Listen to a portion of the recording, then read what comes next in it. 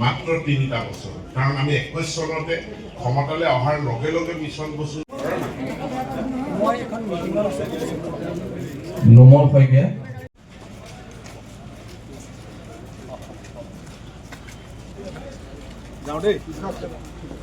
জনাইছো আমি পাৰ কৰিম সেই গোটেই কথাখিনি আলোচনা কৰিম।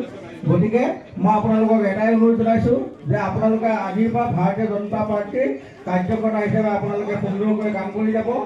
এই ঠিক কথাখিনি আশা ৰাখি 150টা ভোটত পৰাজয় বৰণ কৰিছিল। গতিকে তেখেতক আমি আমাৰ দললৈ স্বাগতম জনাইছো।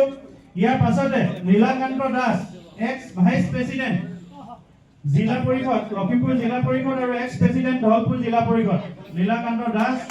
ইয়াৰ পাছতে আছে Keshab Konwar ex vice president Narayanpur block Congress committee Keshab Konwar. ইয়াৰ পাছতে Richeswar Hazarika ex vice president Narayanpur block Congress committee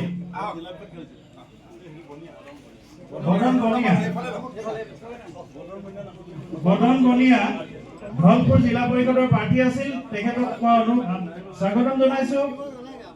ইয়াৰ পাছতে Prashanta Bora vice president Bihpuria assembly youth Congress committee Prashanta.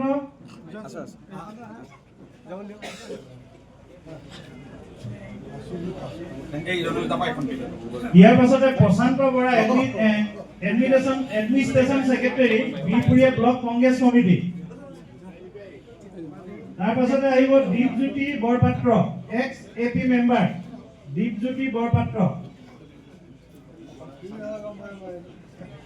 ইয়াৰ পাছতে Rajen Baruah ex mandal president Rajen Baruah. Next আহিব Gajen Chetia ex district secretary Congress committee Gajen Chetia.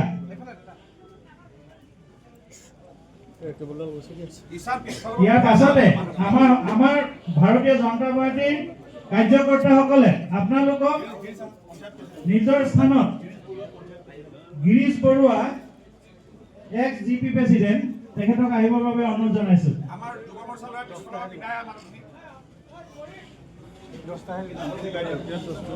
আমাৰ বৃহৎ ভাৰতীয় জনতা পাৰ্টীৰ পৰিয়ালটোলৈ আপোনালোকক আদৰণি জনাইছো। এই মুহূৰ্তৰ পৰা আপোনালোকো ভাৰতীয় জনতা পাৰ্টি নামৰ বিশ্বৰ সৰ্ববৃহৎ ৰাজনৈতিক দলটোৰ এজন কাৰ্যকৰ্তা। প্ৰথমতেই ইতিমধ্যে ৰণোজ পেগু ডাঙৰীয়াই বিস্তৃতভাৱে চৰকাৰৰ বিভিন্ন কাম কাজৰ কথাবিলাক কৈছে। নিজা বেংক একাউণ্ট